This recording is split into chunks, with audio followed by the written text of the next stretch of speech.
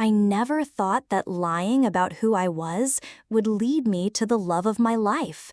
But when I discovered that only one person in the world could save me, I never imagined it would be the man who shattered my heart into a million pieces. Sometimes fate has a cruel sense of humor.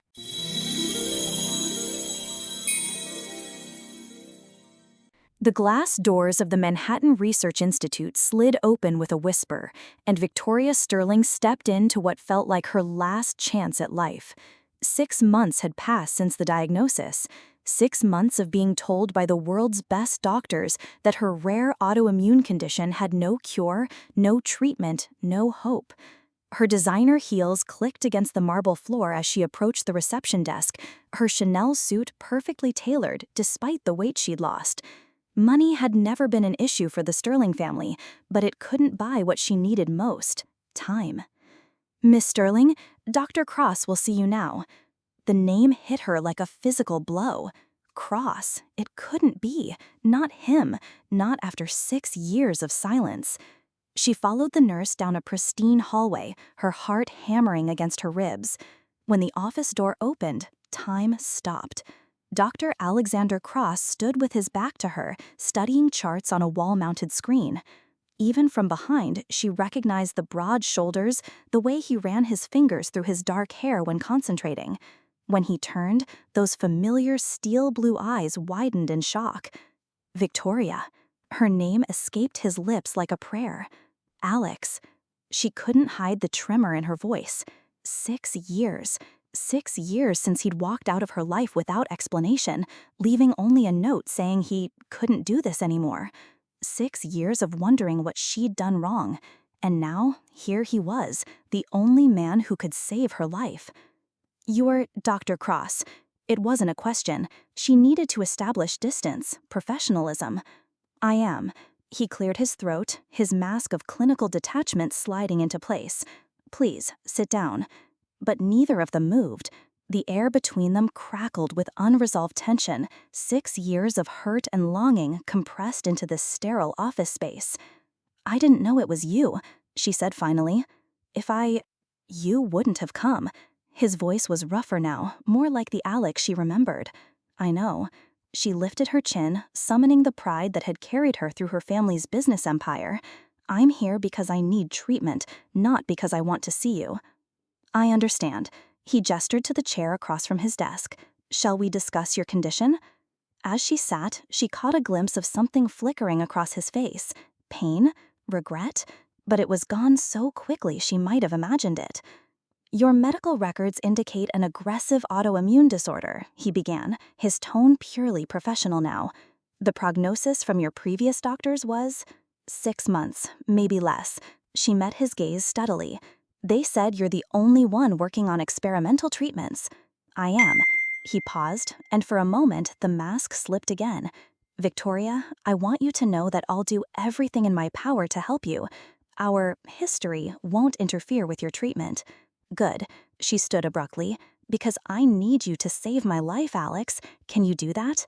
He stood too, and suddenly they were closer than they'd been in years. She could smell his cologne, the same one that used to linger on her pillows. "I can," he said quietly. "The question is, will you let me?" Over the next week, Victoria began her treatment regimen at the Institute.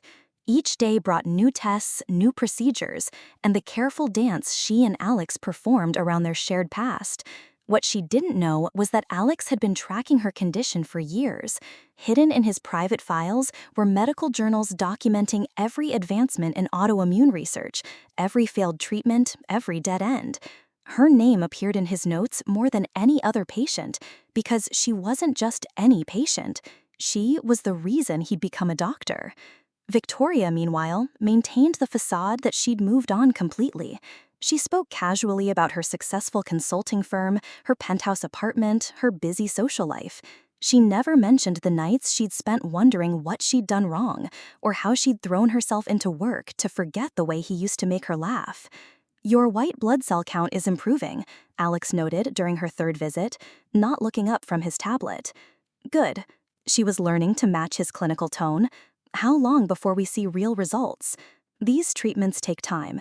The therapy I've developed is complex. There was something in his voice that made her look up sharply. What kind of therapy? Targeted immunomodulation. I've been working on it for several years. He finally met her eyes. It's shown promise in preliminary trials.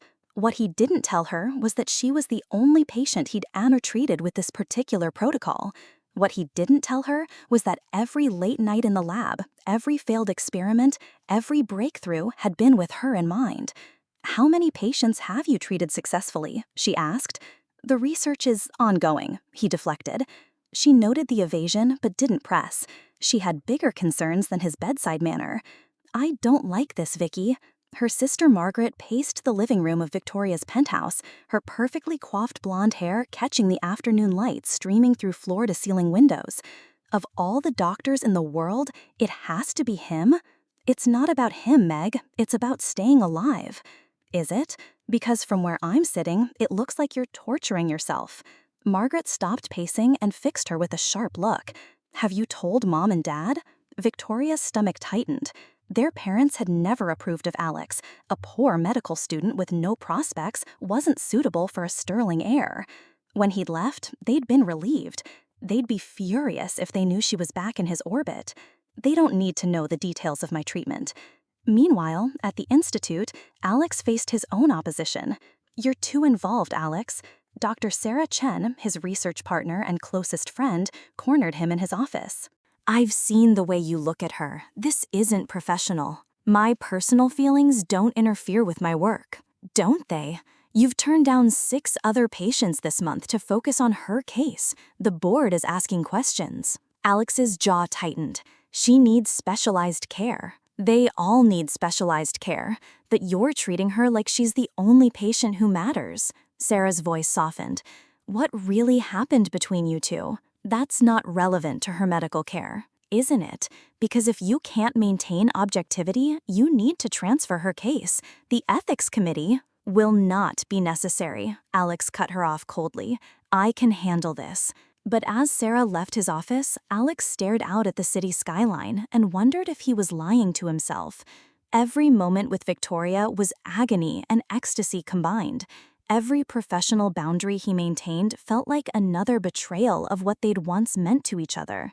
He pulled up her file on his computer, studying the test results he'd memorized. What neither Sarah nor Victoria knew was that he'd been preparing for this moment for 6 years. Every research grant, every late night in the lab, every career decision had been building towards saving the woman he'd never stopped loving. 3 weeks into treatment, Victoria's body rebelled. Alex's phone buzzed at 2 a.m. with an emergency alert. Her white blood cell count had plummeted dangerously low, and she was being rushed to the Institute's emergency wing. He arrived to find her unconscious, pale as the hospital sheets, machines beeping ominously around her. The night nurse briefed him quickly. Severe reaction to the latest treatment modification, fever spiking to dangerous levels. "Leave us," he told the staff tersely. For the first time in 6 years, Alex let his professional mask slip completely. He sank into the chair beside her bed, taking her hand in both of his. "I'm so sorry, Vic," he whispered, using the nickname only he had ever called her. "I promised I'd save you, and I'm failing." Her fingers were cold, and he pressed them against his lips without thinking. "Please don't leave me. Not again. I can't lose you twice." Hours passed. He monitored every fluctuation in her vital signs, adjusted medications, made calls to specialists around the world. As dawn broke through the hospital windows, her fever finally broke. Victoria's eyes fluttered open to find Alex asleep in the chair beside her, still holding her hand. His usually perfect hair was disheveled, his shirt wrinkled, stubble darkening his jaw. He looked exactly like he used to after pulling all-nighters studying for med school exams. "Alex," she whispered. He jolted awake, instantly alert. "How do you feel?" "Like I've been hit by a truck." She tried to sit up, and he immediately moved to help her, his hand sliding to the small of her back. The familiar touch sent electricity through her. "What happened?" "Severe reaction. Your immune system is more sensitive than I anticipated." His hand lingered longer than medically necessary. "I had to modify the treatment protocol." "Will it work now?" I think so, but Victoria, he was still so close she could see the gold flecks in his blue eyes. I need you to know that I've never been more terrified in my life than when I thought I might lose you tonight. Alex, don't.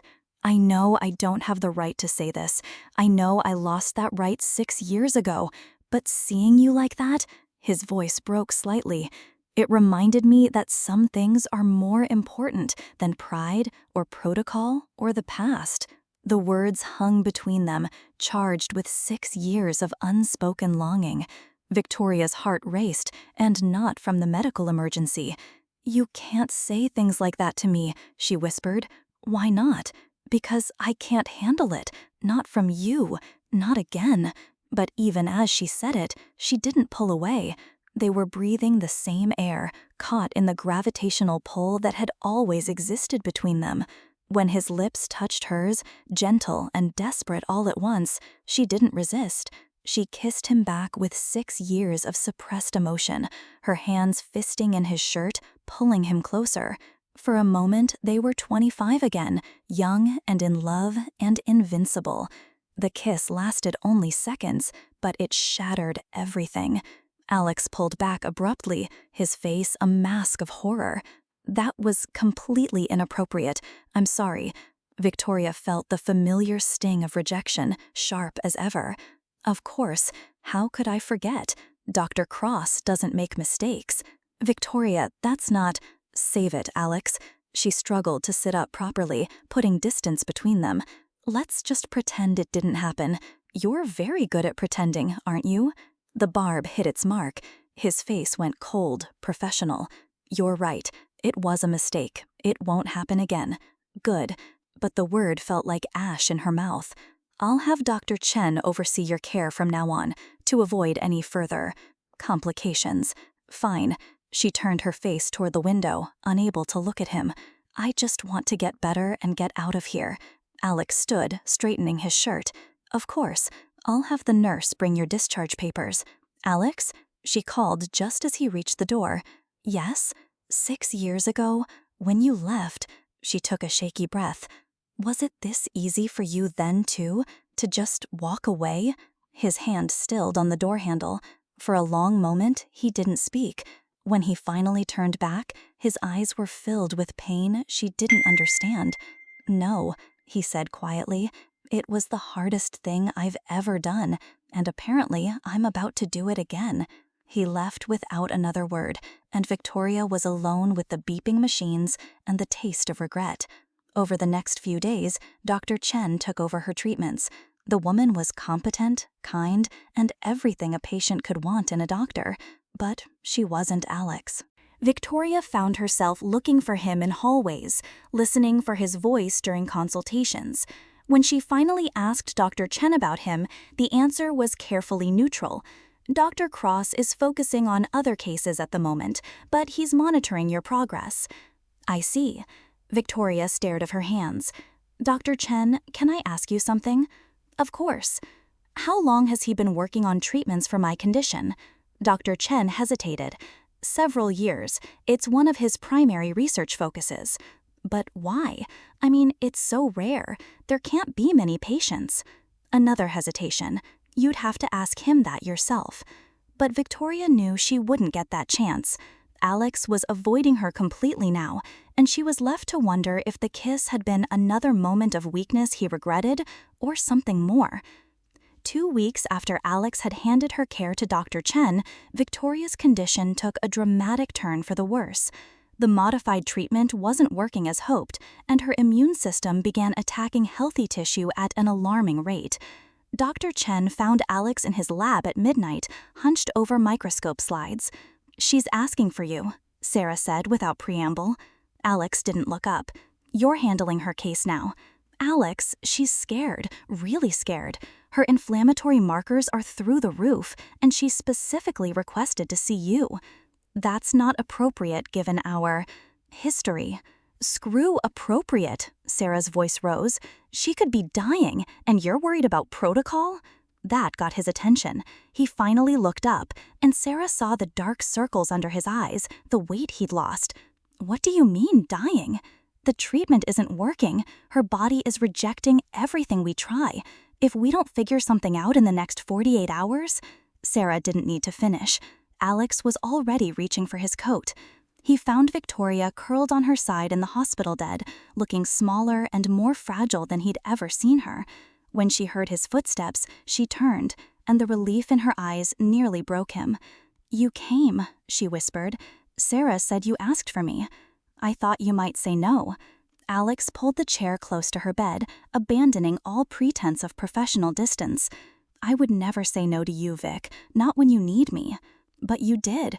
6 years ago, you said no to everything. To us, to our future, to love itself." He closed his eyes, the old pain washing over him. "That was different." "Was it? Because it feels exactly the same. You get close, I start to hope, and then you disappear. I'm not disappearing now. Aren't you? Dr. Chen is lovely, Alex, but she's not you.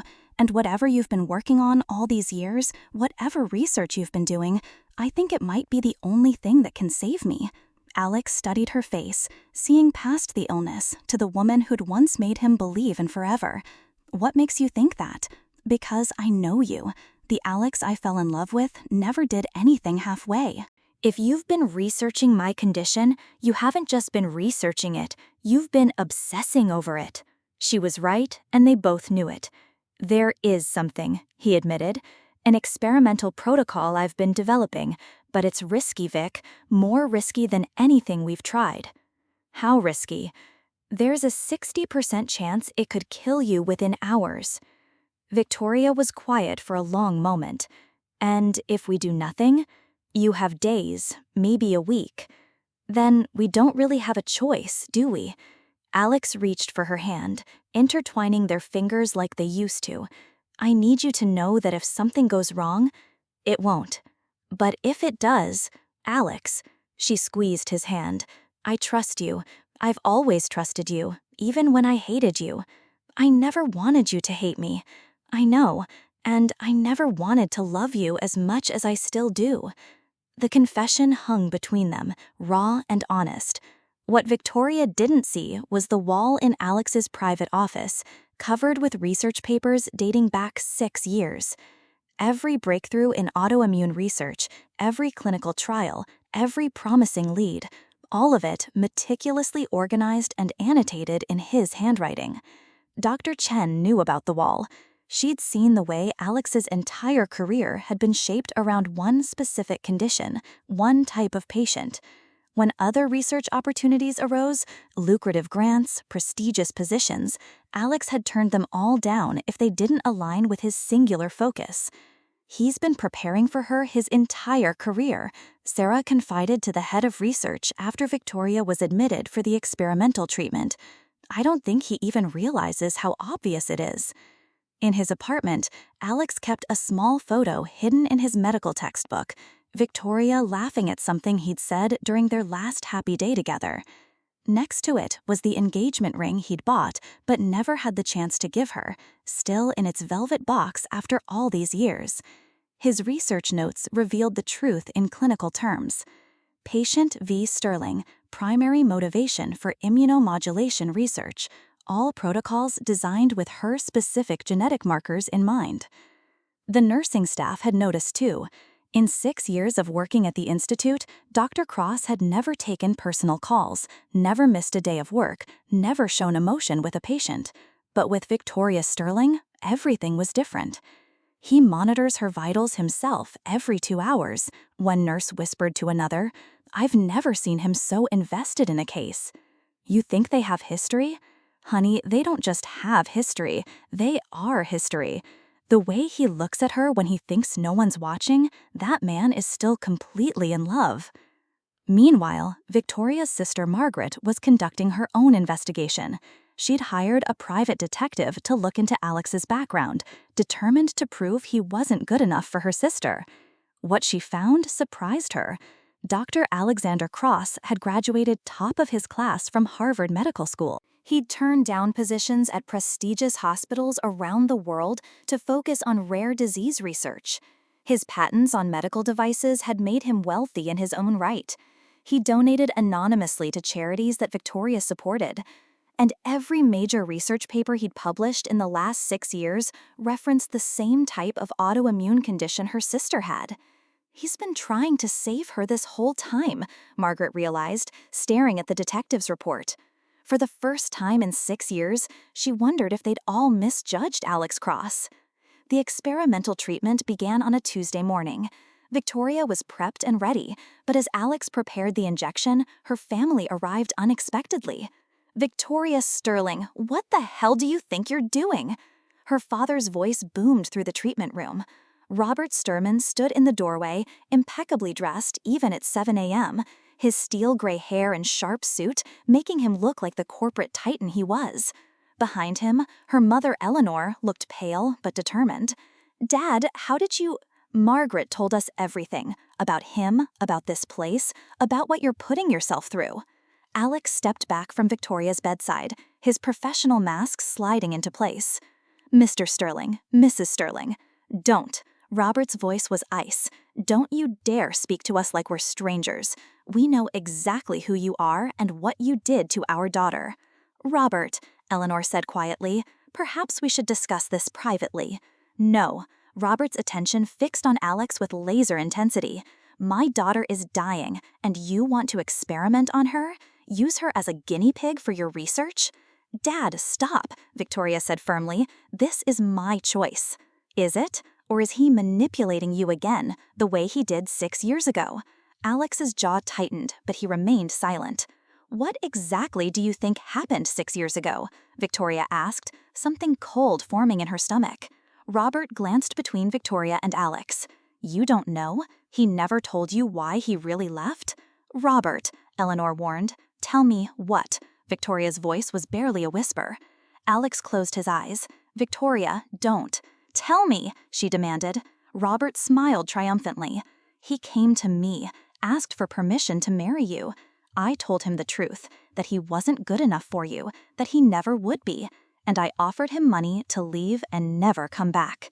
Victoria felt the world tilt. And he took it. $50,000 to walk away from you forever. The silence in the room was deafening.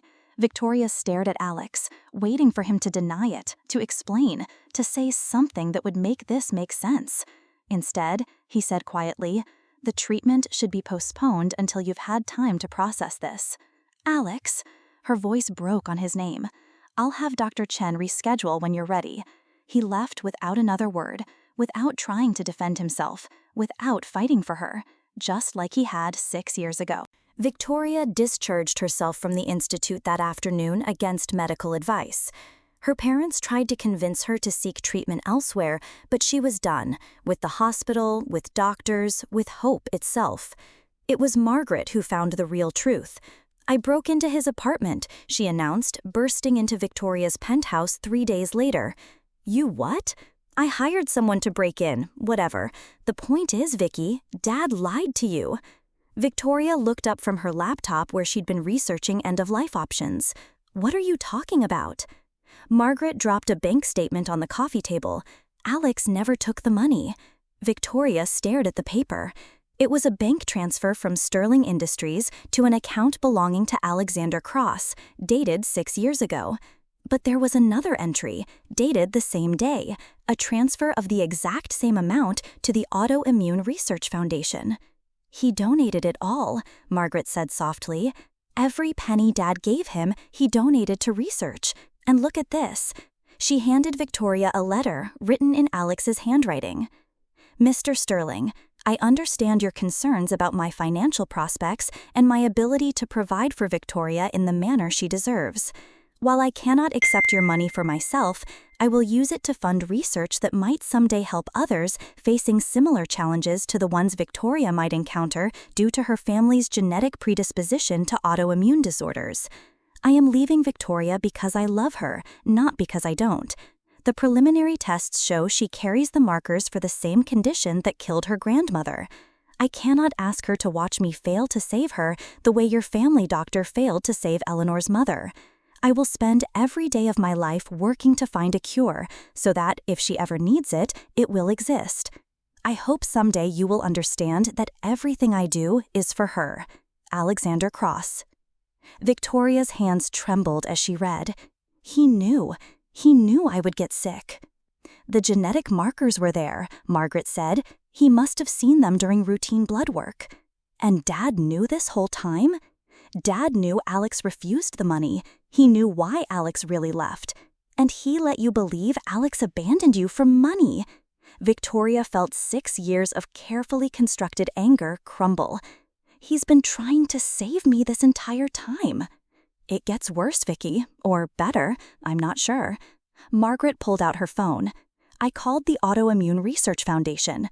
Alex has donated over $2 million of his own money in the last 6 years, all of it earmarked for research into your specific condition. $2 million? His patents, his salary, everything.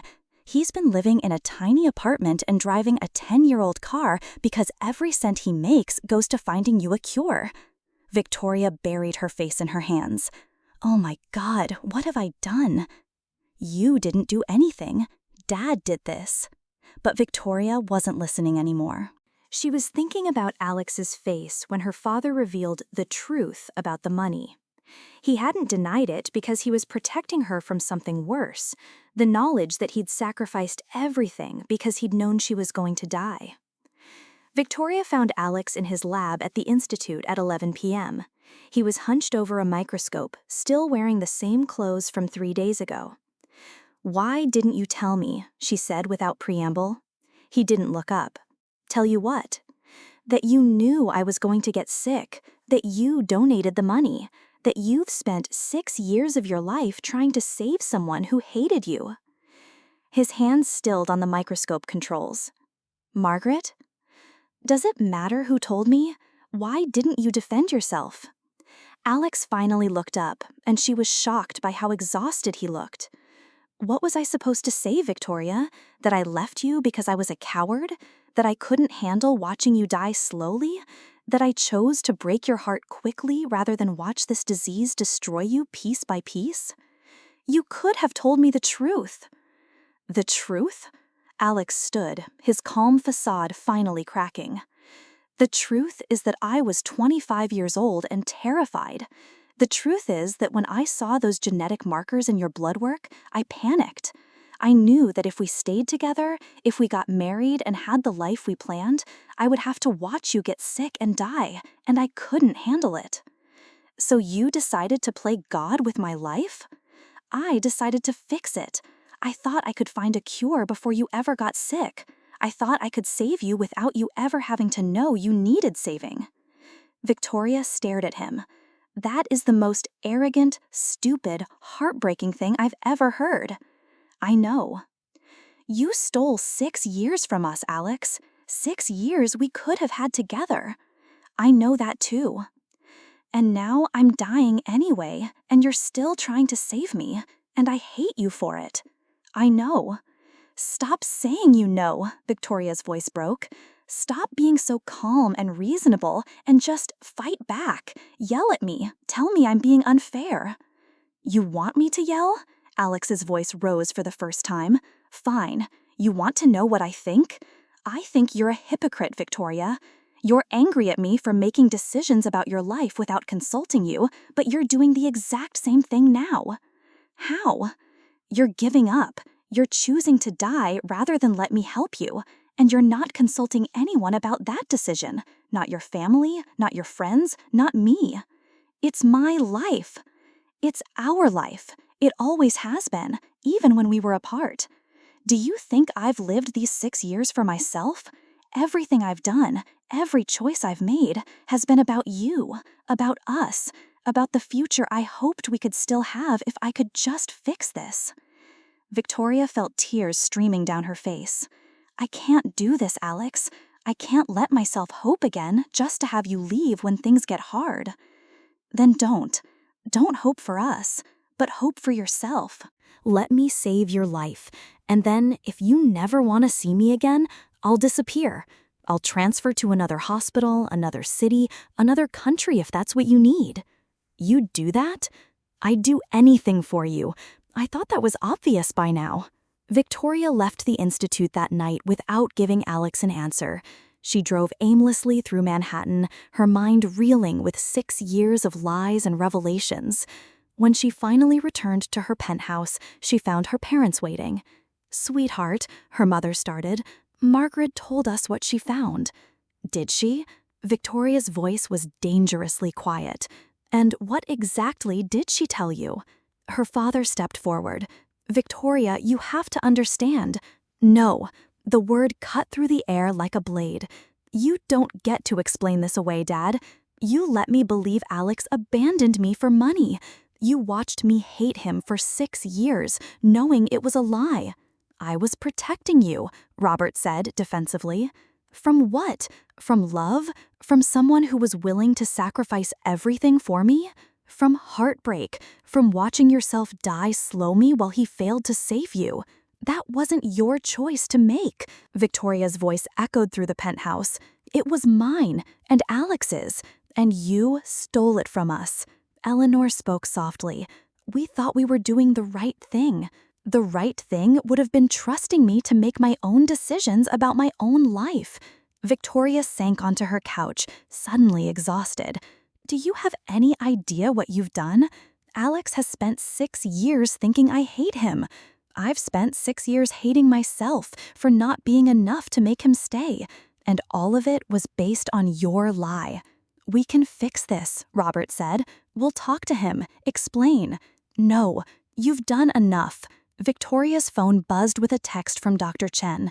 "Your condition is deteriorating rapidly. We need to start treatment within 24 hours, or it may be too late." She showed the message to her parents. "This is what your protection has cost us. 6 years of time we could have had together, and now we might not have any time at all." "Then fight," Eleanor said urgently. "Fight for your life. Fight for love. Fight for the future you should have had." "I don't know how," Victoria whispered. "I don't know how to trust again. What if the treatment doesn't work? What if I let myself believe in us again and I die anyway?" "Then at least you'll die knowing you were loved," Margaret said from the doorway. None of them had heard her come in. Completely, desperately, impossibly loved by someone who spent 6 years trying to save you. Victoria looked at her family, flawed, overprotective, but ultimately loving.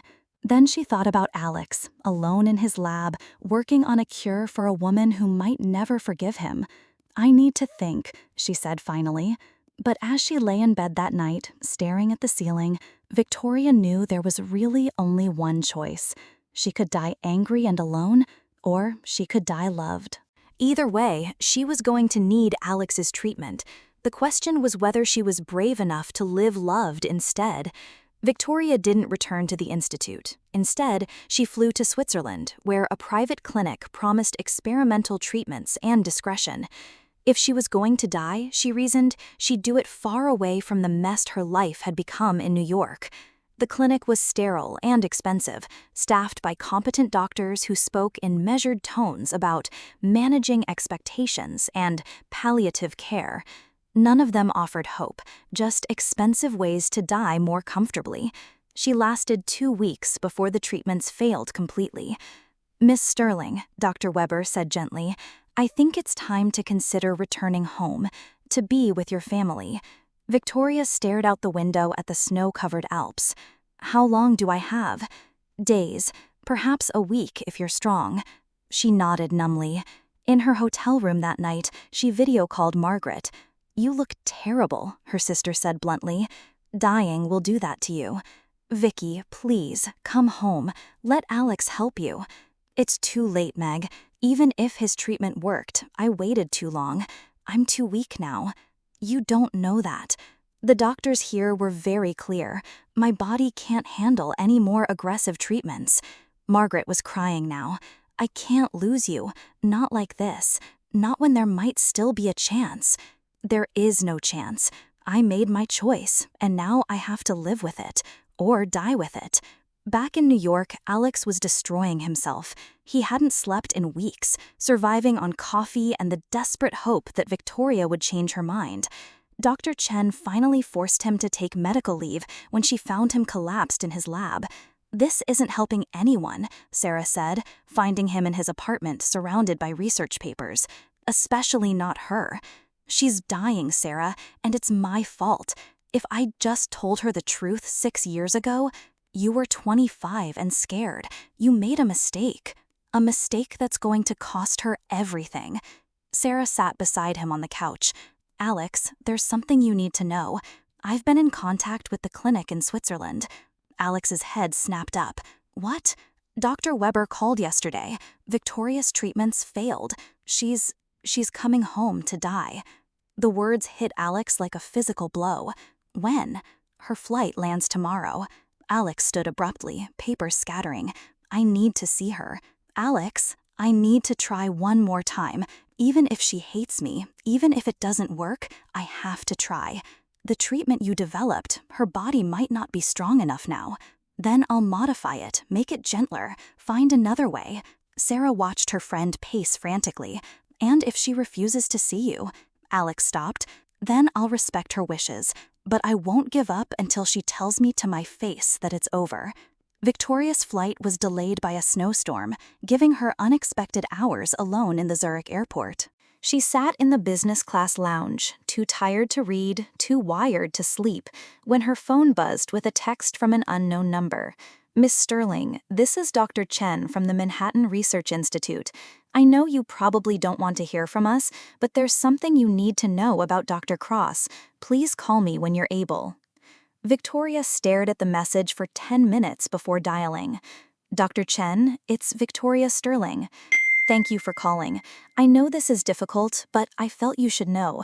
Alex has been admitted to the hospital." Victoria's heart stopped. "What? Why?" "Exhaustion, dehydration, and what appears to be a complete mental breakdown. He's been working non-stop since you left, barely eating or sleeping. I found him in his lab this morning, unconscious. Will he be okay?" "Physically, yes. Emotionally," Sarah paused. "Miss Sterling, I've worked with Alex for 3 years. I've never seen him show personal investment in a patient. But with you, it's different. It's like his entire reason for existence is tied up in saving your life. Dr. Chen." "Please, let me finish. I went through his personal files. I know I shouldn't have, but I was worried about him.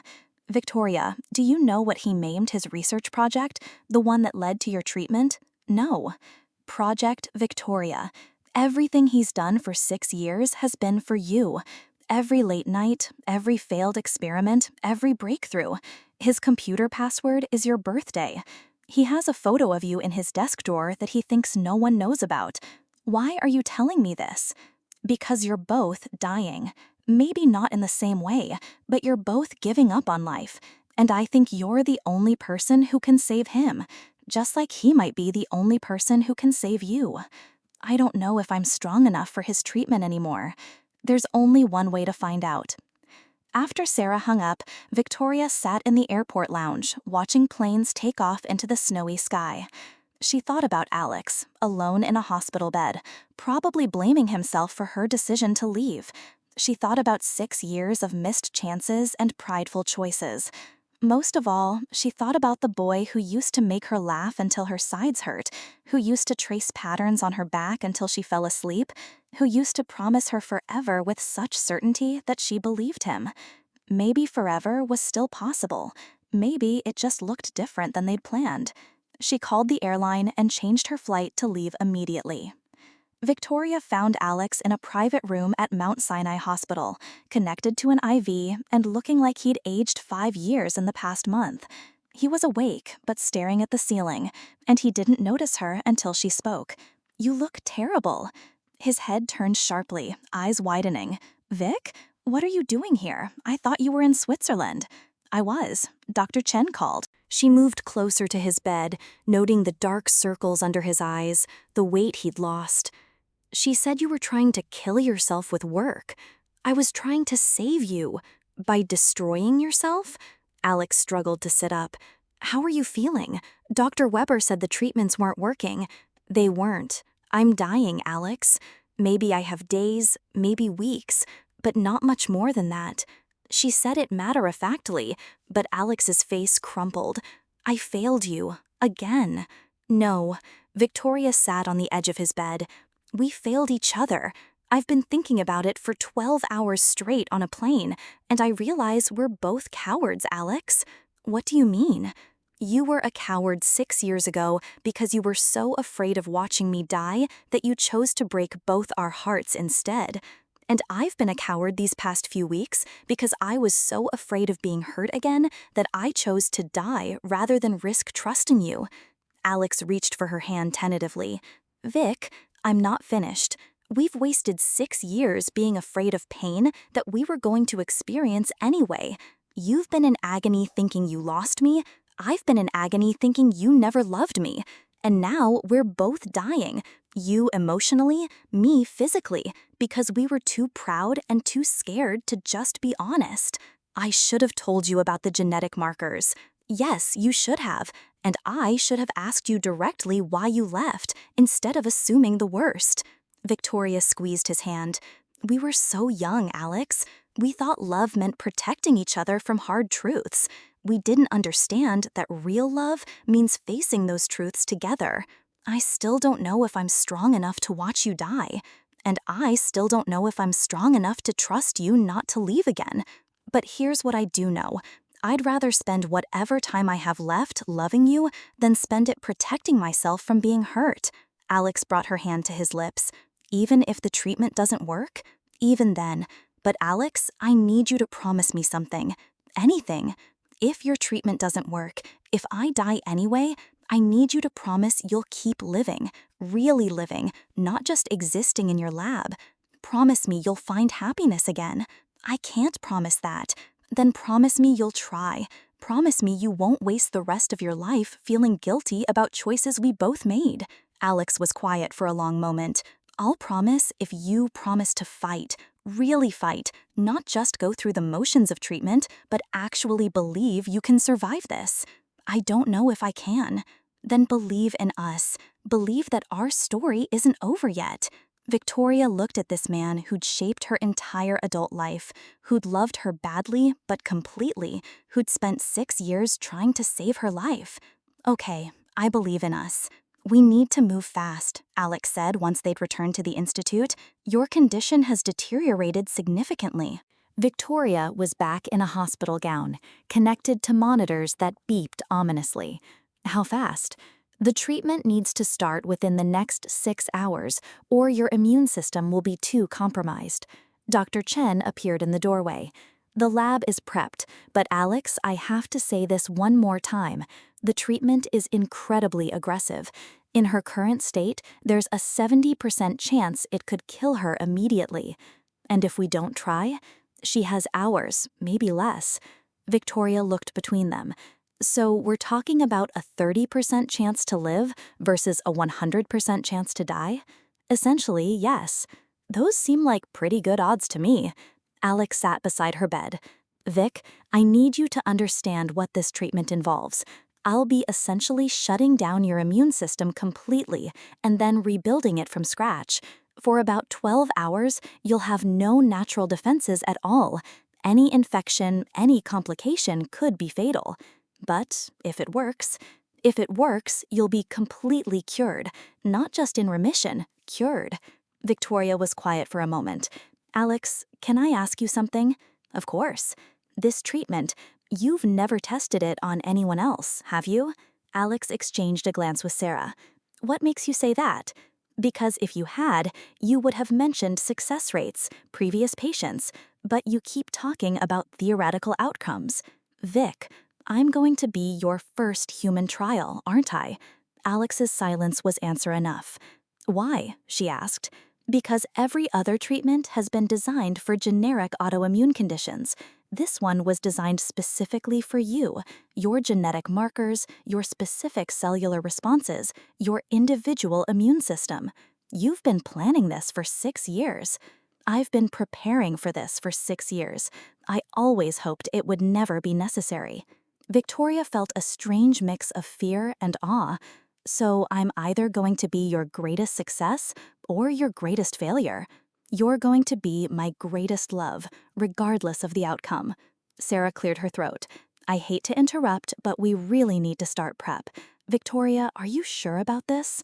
Victoria looked at Alex, exhausted, terrified, but still fighting for her. She thought about the 25-year-old boy who'd been too scared to watch her die, and the 31-year-old man who was willing to risk everything to save her. I'm sure. Then, let's do this, Alex said, standing. Sarah, prep the treatment room. I'll be there in 5 minutes. After Sarah left, Alex turned back to Victoria. Before we start, there's something I need to say. Alex, no, please, let me say this while I can. He took her hands in both of his. 6 years ago, I was going to propose to you. I had a ring and everything. I wanted to spend forever with you. Past tense? Present tense. I still want forever with you, Victoria Sterling. If we get through this, if you'll have me, I want to marry you and grow old with you and fight about whose turn it is to take out the trash. Victoria laughed through her tears. That's the most romantic proposal I've ever heard. It's not a proposal, it's a promise. A promise that if you fight for your life, I'll fight for our future. Deal, she whispered. The treatment room looked like something from a science fiction movie. Victoria lay on a bed surrounded by machines, monitors, and IV drips. Alex and his team moved with practiced precision, but she could see the tension in every line of his body. Last chance to change your mind, he said, holding the syringe that contained 6 years of his life's work. Not a chance, she squeezed his free hand. Alex? Yeah? I love you. Whatever happens, I need you to know that I never stopped loving you. I love you too, more than my own life. Then save my life so we can have a future together. Alex leaned down and kissed her forehead. See you on the other side. The injection itself was anticlimactic, just a small pinch as the needle entered her arm. But within minutes, Victoria could feel her body responding. Her temperature spiked, her heart rate increased, and every monitor in the room began beeping urgently. It's working, Sarah said, monitoring the displays. Her immune system is shutting down. For the next 6 hours, Victoria drifted in and out of consciousness. In her lucid moments, she was aware of Alex beside her, holding her hand, monitoring every vital sign personally. She heard him talking to her, telling her stories about the research, about the breakthrough moments, about the nights he'd stayed awake designing treatments that might save her. The hardest part, he whispered during hour 4, when her fever peaked at dangerous levels, was not knowing if I'd ever get to test it, not knowing if you'd ever forgive me enough to let me try. Hour 7 brought complications. Her blood pressure dropped dangerously low, and her breathing became labored. Alex, Sarah said urgently, we might need to intervene. No, give it time. Her body just needs time to adjust. Her oxygen levels are stabilizing. Look. And they were. Slowly, gradually, Victoria's body began to respond to the rebuilt immune system. Her fever broke, her breathing eased, her heart rate steadied. Hour 12 brought the miracle they'd hoped for. Alex, Sarah breathed, staring at the blood work results.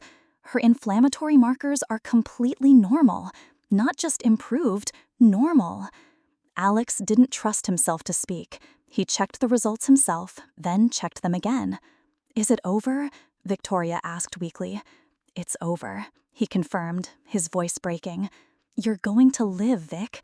You're going to live. 3 days later, Victoria was strong enough to sit up in bed and eat real food. Alex hadn't left her side except when the nurses forced him to shower and change clothes.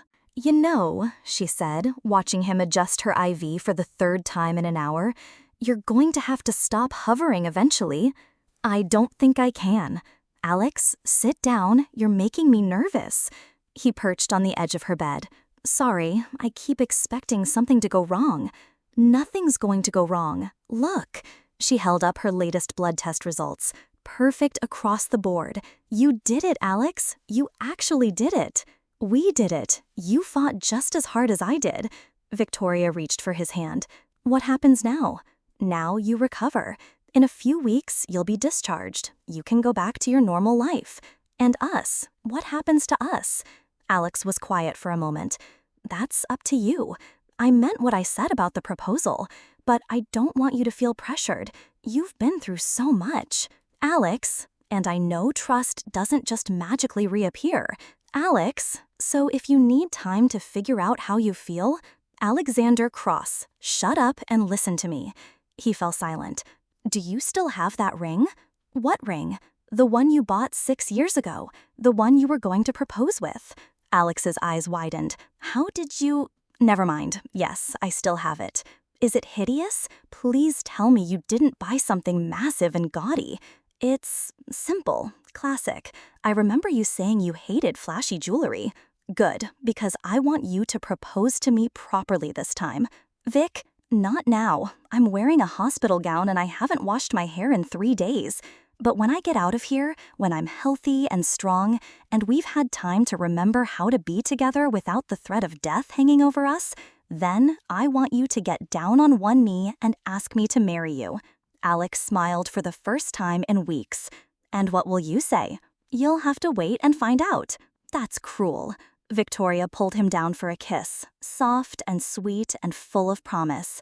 I've waited 6 years to marry you, Alex Cross. You can wait a few more weeks to ask me. I love you, Victoria Sterling. I love you too. And this time, we're going to do it right. No secrets, no lies, no running away when things get scary. Promise? I promise. Do you? I promise. Outside their room, Sarah Chen smiled and quietly closed the door. Some love stories, she thought, were worth the wait. 6 months later, Victoria stood in Alex's lab, watching him explain the treatment protocol to a new patient. She'd insisted on being involved, using her business background to help secure funding and her personal experience to comfort other patients. The treatment has a 95% success rate now, Alex was telling the young woman, whose case was similar to what Victoria's had been. Victoria here was our first successful patient and now serves as our patient advocate. Victoria smiled warmly. The treatment has a 95% success rate now, Alex was telling the young woman whose case was similar to what Victoria's had been. Victoria here was our first successful patient and now serves as our patient advocate. Victoria smiled warmly. I love you, Victoria Sterling. I love you too. And this time, we're going to do it right. No secrets, no lies, no running away when things get scary. Promise? I promise. Do you? I promise. Outside their room, Sarah Chen smiled and quietly closed the door. Some love stories, she thought, were worth the wait. 6 months later, Victoria stood in Alex's lab, watching him explain the treatment protocol to a new patient. She'd insisted on being involved, using her business background to help secure funding and her personal experience to comfort other patients. The treatment has a 95% success rate now, Alex was telling the young woman, whose case was similar to what Victoria's had been. Victoria here was our first successful patient and now serves as our patient advocate. Victoria smiled warmly. As director of operations, she'd thrown herself into helping expand the program, using her business expertise to secure funding and her personal journey to offer hope to others facing the same terrifying diagnosis. Will it hurt? The patient asked nervously. Yes, Victoria said honestly, but not as much as giving up would hurt, and Dr. Cross will be with you every step of the way. After the consultation, Alex found Victoria reviewing grant applications in their shared office. 3 more patients approved for treatment, she announced. That's wonderful. The Sterling Foundation wants to fund a new research wing. Alex looked up sharply. Your father's company? My company now, actually. Dad stepped down last month. Apparently, almost losing your daughter makes you reevaluate your priorities. And your priorities? Victoria saved her work and turned to face him. My priorities are making sure no one else has to go through what we went through alone. Making sure that when people get scared, they have support instead of silence. Making sure we can fund the research that saves lives. Alex crossed the room and pulled her into his arms. Have I mentioned lately that I'm completely in love with you? Only every day, Victoria traced the wedding ring on his finger. They'd married 3 months ago in a small ceremony at the hospital chapel, surrounded by the medical team that had become their family. But I don't mind hearing it again. I love you, Mrs. Cross. I love you too, Dr. Cross. 1 year after Victoria's treatment, they stood together in the Institute's new wing, officially named the Sterling Cross Center for Autoimmune Research. The dedication ceremony was small but meaningful, attended by former patients, research colleagues, and both their families. The center had already saved dozens of lives, offering hope where there had been none. Victoria served as executive director, handling all business operations and patient advocacy. "When I first got sick," Victoria said in her speech, "I thought my story was ending. I thought love was something that happened to other people, to people who weren't broken or scared or facing impossible odds." Alex squeezed her hand from beside her at the podium. "But I learned that love isn't about avoiding pain. It's about choosing to face that pain together. It's about believing that tomorrow can be better than today, even when today feels impossible." She looked out at the audience, seeing Margaret wiping away tears, seeing her parents holding hands for the first time in years, seeing Dr. Chen beaming with pride. 6 years ago, a man I loved made a choice that hurt me deeply, but that same choice led to this moment, to this place, to the treatment that saved my life and has already saved so many others. Alex's dedication to research and my family's business resources came together to create something neither of us could have built alone. Sometimes the worst things that happen to us are also the beginning of something beautiful. We just can't see it at the time. After the ceremony, Victoria and Alex walked through Central Park as the sun set over Manhattan. It was the same path they used to take when they were young and naive and thought love was simple. Now they understood that the best love was the kind that had been tested and had emerged stronger. "Do you ever wonder what would have happened if I'd never gotten sick?" Victoria asked. "We probably would have gotten married at 26, had kids by 30, lived a perfectly normal, happy life. And we never would have helped all those people. We never would have learned how strong we both are. We never would have appreciated how precious this is." Victoria stopped walking and turned to face him. "So you're saying getting a rare, potentially fatal autoimmune disease was the best thing that ever happened to us?" Alex considered this seriously. "I'm saying that loving you, even when it was difficult, even when it hurt, even when I thought I'd lost you forever, has been the best thing that ever happened to me. The disease was just the detour that led us back to each other." That's either the most romantic thing you've ever said or the most medically inappropriate. "Can't it be both?" Victoria laughed, the sound carrying across the park. "I suppose it can. After all, we've never been conventional." "Never," Alex agreed, pulling her close, "and I wouldn't have it any other way." As they walked home together, Victoria thought about the girl she'd been 6 years ago, so sure of her future, so certain that love meant never facing anything difficult together. That girl couldn't have imagined this life, this love, this hard-won happiness. But this life was better, this love was stronger, and this happiness was real in a way that their easy, early love had never been. Sometimes, Victoria thought, the best love stories are the ones that almost don't happen at all. The cure for a broken heart isn't forgetting, it's remembering how to trust again.